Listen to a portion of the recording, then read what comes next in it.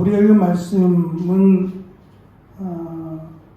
이 약이 되는 말 그리고 해가 되는 말을 통해서 우리의 삶 속에서 가장 많은 어쩌면 가장 많은 일을 하는 우리의 입술이 또 우리의 입이 내는 결과에 대한 부분을 우리에게 교훈적으로 강조하고 있습니다. 청성잡기라고 하는 이 묶음 책이 있습니다. 문인 송대중 씨가 묶은 책이라고 하는데요. 이런 글귀가 있다고 합니다. 내면의 수양이 부족한 자는 말이 번잡하며 마음에 주관이 없는 자는 말이 거칠다라고 하는 내용이랍니다. 우리가 하는 말을 보면 그 사람을 알 수 있다, 또 그 사람의 상태를 알 수 있다라고 하는 말일 겁니다. 오늘 우리에게 주는 교훈들이 있는데요. 첫 번째 교훈은 13절에 있는 것처럼 악인은 마치 새가 그물에 걸리듯 자신이 한 말로 인하여 스스로 올무에 걸려들지만 의인은 환난에서 벗어날 것이란 점입니다. 두 번째 교훈은 언행에 관한 것으로 사람은 자신이 행한 대로 자신이 받게 될 것이다 라고 하는 교훈입니다.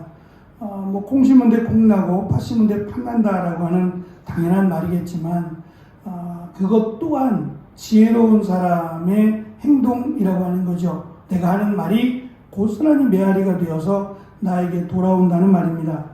세 번째 교훈은 미련한 자는 자기 행위를 바른 줄로 여기지만 지혜로운 사람은 다른 사람의 권고, 권면을 듣는다라고 하는 겁니다. 결국 미련한 사람은 들을 귀가 없는 사람이고 지혜로운 사람은 들을 귀가 있는 사람이라는 거죠. 하나님께서도 이스라엘 백성들에게 너무 말이 많으니까 말하지 말라고 하시면서 들으라고 자꾸 말씀하세요. 가장 많은 말씀 가운데 하나가 들으라는 말씀이에요.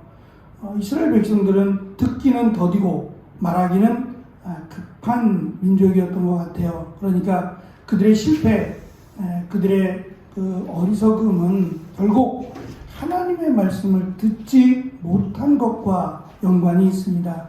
네 번째 교훈은 미련한 자는 당장 분노를 드러내지만 지혜로운 자는 수욕을 참는다고 가르칩니다. 참는 것이 복이며 지혜라고 29장 11절에서도 강조하는데요. 결국 바로 우리의 감정을 드러내지 말고 신중하게 생각하고 그것에 대한 감정을 드러내야 하는 것이 지혜라는 말일 겁니다. 다섯 번째 교훈은 재판 중 증인이 진실을 말하는 것과 관련된 내용으로 진리를 말하는 자는 의를 나타내지만 거짓 증인은 속이는 말을 한다는 거죠. 결국 그가 하는 말, 그 말이 정직하고 공의로운 말이냐, 거짓된 말이냐가 지혜롭고 어리석음을 드러낸다는 거죠. 여섯 번째 교훈은 어리석은 자는 함부로 말함으로 칼로 찌름 같은 상처를 주지만 지혜로운 자의 혀는 양약과 같다라고 하는 말입니다. 그래서 마지막 일곱 번째 교훈은 진실한 입술은 영원히 보존되지만 거짓 혀는 잠시 동안만 있을 것이다 라고 하는 가르침입니다. 솔로몬은 잠언을 통해서 이 말에 대한 부분을 상당히 많이 강조합니다. 왜냐하면 너무도 쉽게 할 수 있는 것 가운데 하나가, 그러니까 누워 있어도 내가 내 몸을 추스릴 수 없는 상태에도 할 수 있는 거는 말이에요. 그래서 우리의 인생을 놓고 가장 많이 사용되어지는 것 가운데 하나가 말이고, 또 그 말로 인해서 우리의 삶이 그 결과가 상당히 많이 결정되기 때문에 이 말에 대한 부분을 특별히 강조하는 것처럼 보여집니다. 어느 카페에서 한 40대 보이는 남자가 그 직원에게 커피를 주문합니다. 그러자 직원이 그 손님에게 이렇게 말을 합니다. 고객님, 차가운 커피를 드릴까요? 뜨거운 커피를 드릴까요? 라고 말하자 이 손님은 그 직원의 말을 듣고 화를 냈어요. 이 사람아, 당연히 아이스 커피지. 당신 같으면 이 더운 날 땀을 뻘뻘 흘리면서 징글맞게 뜨거운 커피를 마시겠어? 라고 하며 화를 냈습니다. 이 말은 일종의 갑질하는 말입니다. 손님은 왕이기 때문에 이제 그렇게 해도 된다는 거죠. 날이 뜨거워도 이 뜨거운 여름에도 뜨거운 커피를 마시는 분이 있어요. 또 반대로 내 뜨거운 열기를 식히기 위해서 아이스 커피를 드시는 분도 있죠. 손님의 취향대로 그 취향을 물어본 건데 오히려 이 사람은 갑질을 하고 화를 냈던 겁니다. 그냥 뜨거운 커피를 달라 그러면 되는데 자신이 왕이다라고 하는 생각 때문입니다.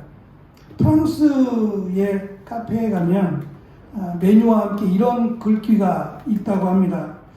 커피 주세요. 커피라고 하면 7유로. 커피 주세요 라고 말하면 4.25유로. 안녕하세요. 커피 주세요 라고 하면 1.4유로랍니다. 이게 실제로 메뉴판 옆에 걸려있대요. 요즘은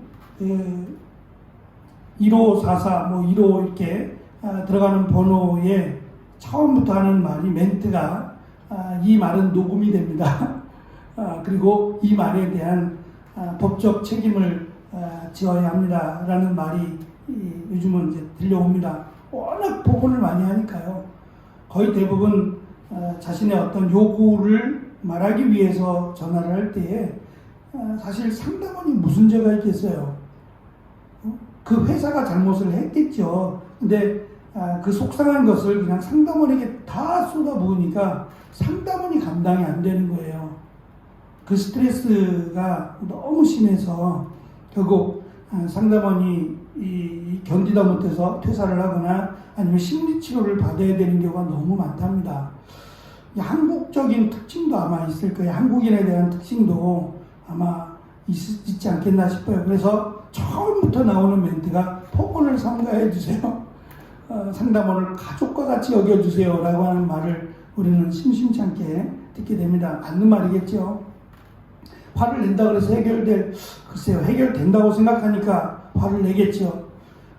솔로몬은 이것이 결국 그 사람의 인격이다라고 설명해 주고 또 그가 지혜로운 자냐 아니면 어리석은 자냐라고 하는 것은 쉽게 말을 몇 마디 해보면 알 수 있다는 거예요.